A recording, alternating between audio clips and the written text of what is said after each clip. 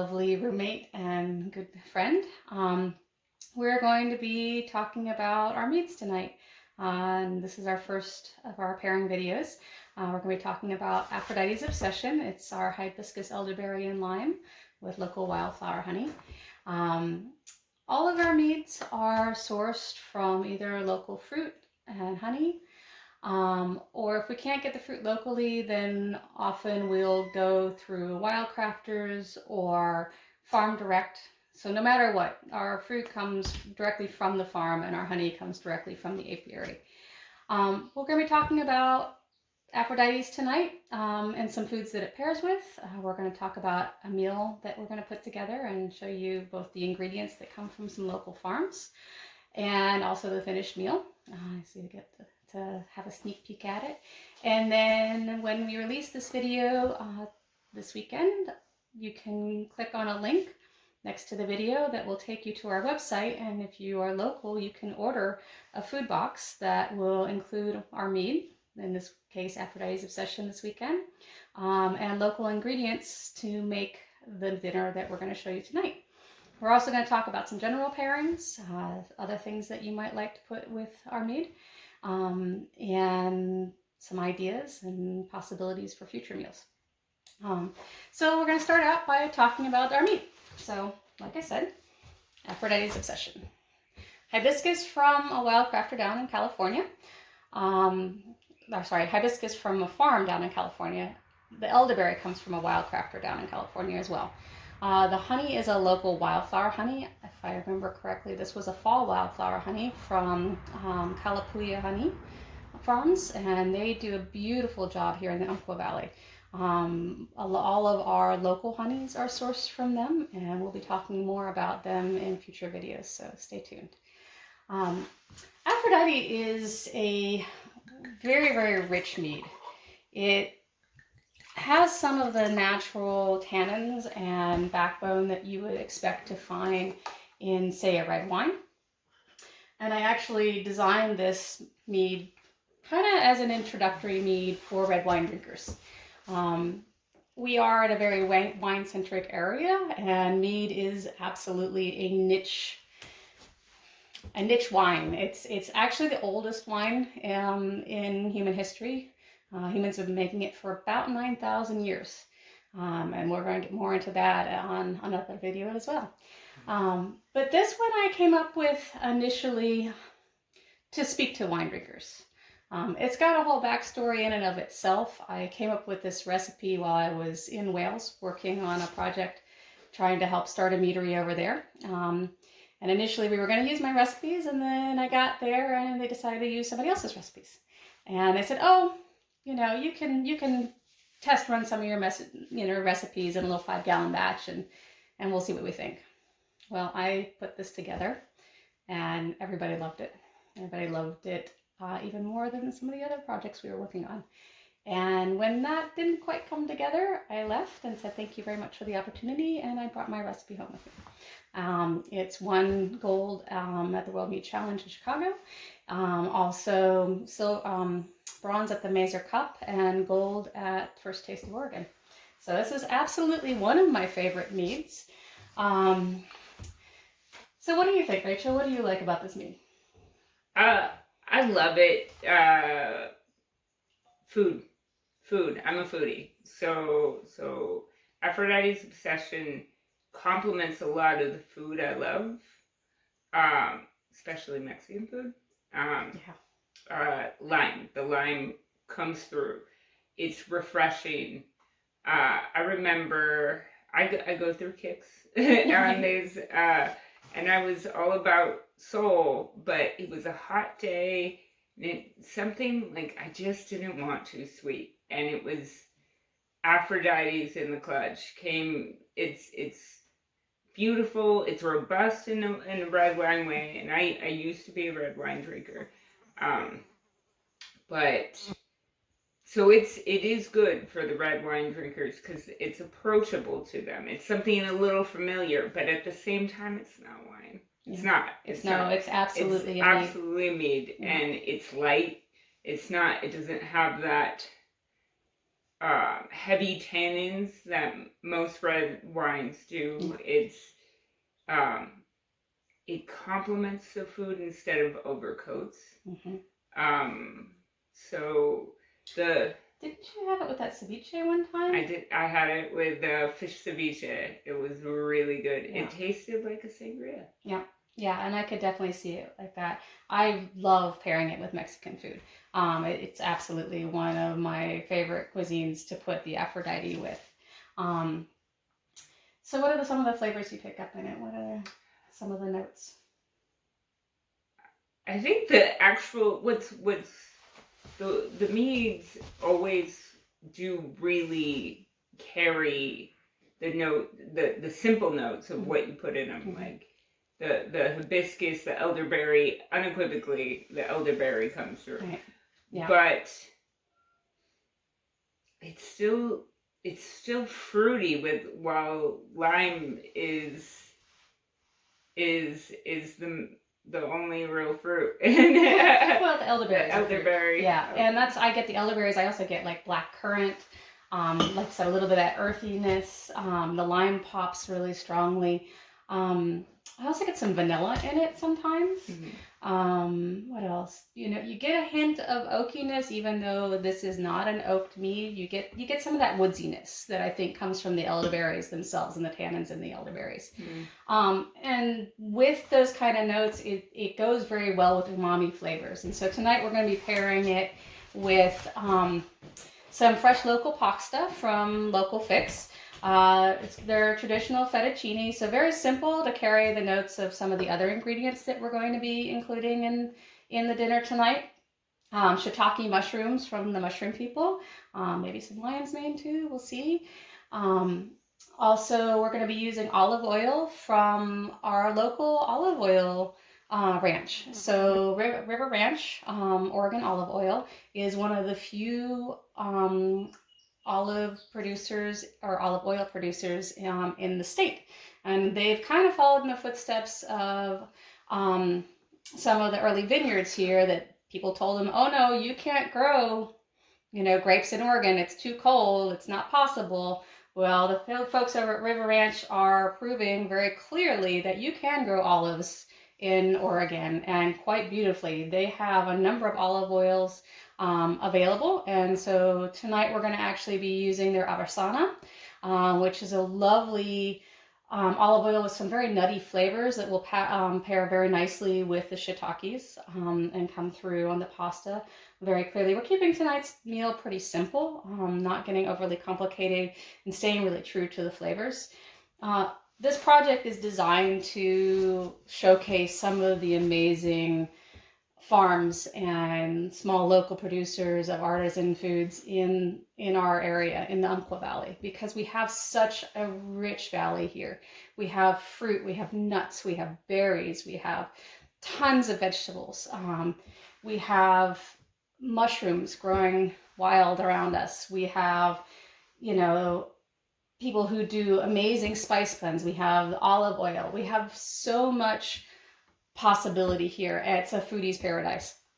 So we're going to be doing, like I said, the shiitake mushroom pasta with the Arbasana olive oil. And then we're going to be doing a beet salad. This is my sister's beet salad. It's local beets and arugula from Laney Farms, from Norm Laney Farms. And then we're going to be pairing that and making that salad also with some goat cheese and some applewood smoked hazelnuts from Growing Miracles Lavender Farm. And we're going to be doing more with their stuff in another episode as well, so keep your eyes open. Also, we will be doing a dessert that'll be paired with this box as well. Unfortunately, we don't have the dessert yet tonight, but it will be either truffles or a cheesecake from Umpqua Sweets and Treats. So they've got our mead and are working on some really yummy pairings to go with for dessert. And so keep your eyes open. We'll put up on the website when we list all of the ingredients that are included in the box. Keep an eye out and you'll get a sweet surprise of what dessert's going to be. So So cheers to our pairing. And we're gonna go ahead and put these ingredients to work and be back in a minute. So here's a quick look at our ingredients. Pasta from Local Fix, mushrooms from the Mushroom People, olive oils, and an herb blend that we're probably going to be using in a future video. Our hazelnuts from Growing Miracles, and some more beets and arugula, also from Laney Farms. We're gonna try to get some local cheeses here in future episodes of this, but for the moment we're using some goat cheese. We'll just have to get it at the grocery store for the moment, unfortunately. I keep hoping somebody's going to open up a local dairy here and do some cheeses. So these are the ingredients we're going to be working with tonight.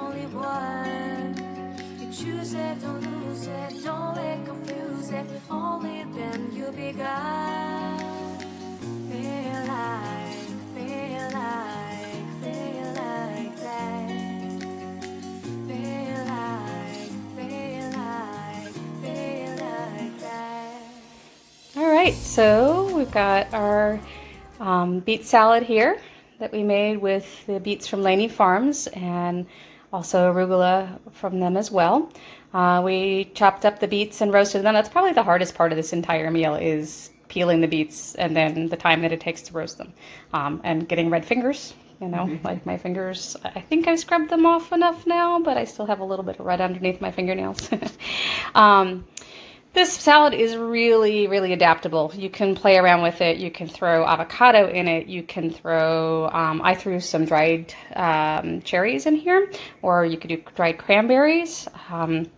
We put the Arbasana olive oil in here as well, about a teaspoon to a tablespoon of that. The Arbasana is super nutty. It's got a kind of a grassy aspect to it. You get that pop of the fruit as well, and so I felt like it would really pair with tonight's meal very nicely. And then the goat cheese is, I think it's a little bit creamier than some of the goat cheeses you get like at Costco and stuff. It's a Roth goat cheese. Boy, that's hard to say. Roth is the brand. So a little bit creamier. I love goat cheese. I think it pairs really nicely with a lot of meads. This mead also, the Aphrodite's Obsession, goes great with like a caveman blue from down in Rogue River at the Rogue River Creamery. Also, you know, some things that go well with it as well are pecorino. When we get to talking about the pasta, we'll talk a little bit more about the different kinds of cheeses that you could potentially put on the pasta as well. But in this case, the goat cheese, you could also do this with the blue cheese. Just play around with it, have fun with it. Feta would work as well, though the feta's got a little bit more bite than the goat cheese does. And then here's our pasta. The shiitakes are wonderful. You caramelize them with the garlic. I threw a little bit of black garlic in here, which is a fermented garlic.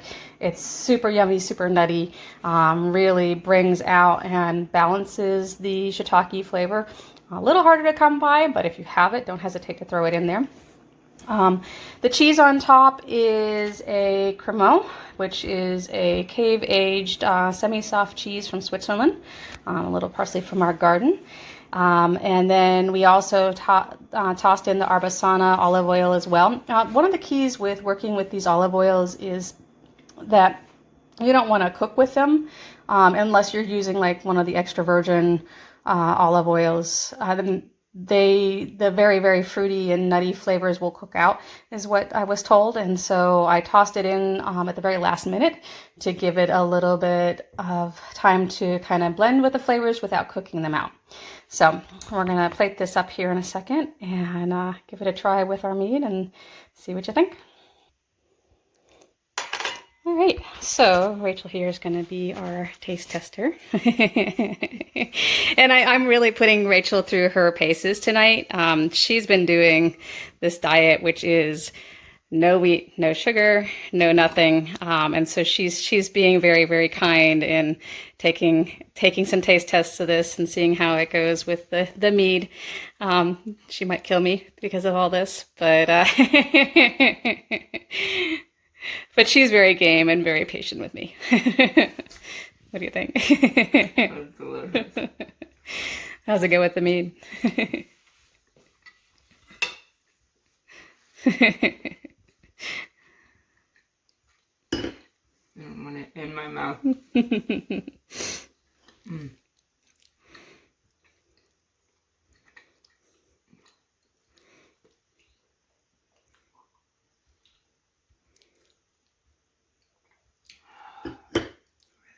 Yeah. Yeah. Really good. Yeah. Any thoughts? Any things that you would add to this?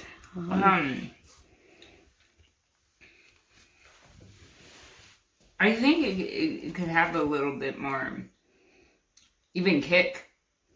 But like you can put a little chili in it. Yep, it's got a little chili in it, and feel free to play around with that. I made the recipe a little on the milder side because if I got more of the cheese too, I'd have more salt.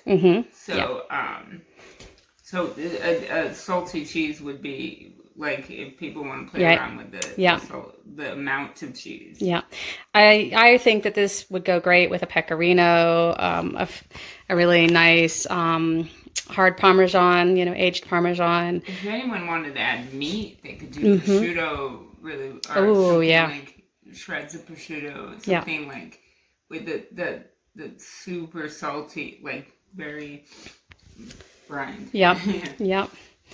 And what do you think of the beet salad? I thought the beet salad was really good. I couldn't taste that balsamic reduction.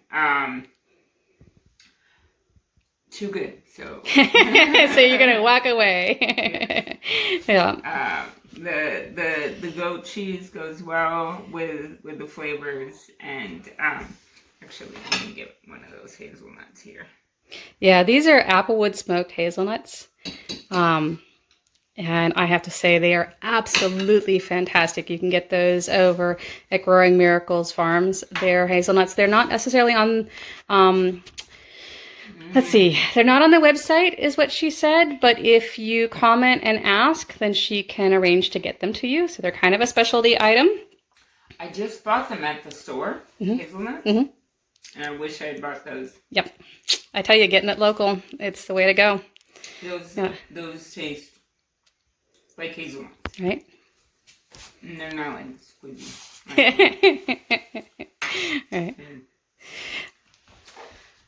So I want to thank you all for coming and hanging out with us tonight. I hope this has been a good experience and inspires you to, click on our link. And if you're local and would love to try this meal out at home, there will be a link on our Facebook page as well as on our website that you can go ahead and order, and we will put together a basket that includes all the local ingredients we talked about tonight. Like I mentioned earlier, it will also include a dessert, either truffles or cheesecake from Umpqua Sweets and Treats. I'm really kind of bummed it's not here tonight, but that's my own fault. But they are putting together something super yummy, and I'm sure it's going to go fantastically well with this.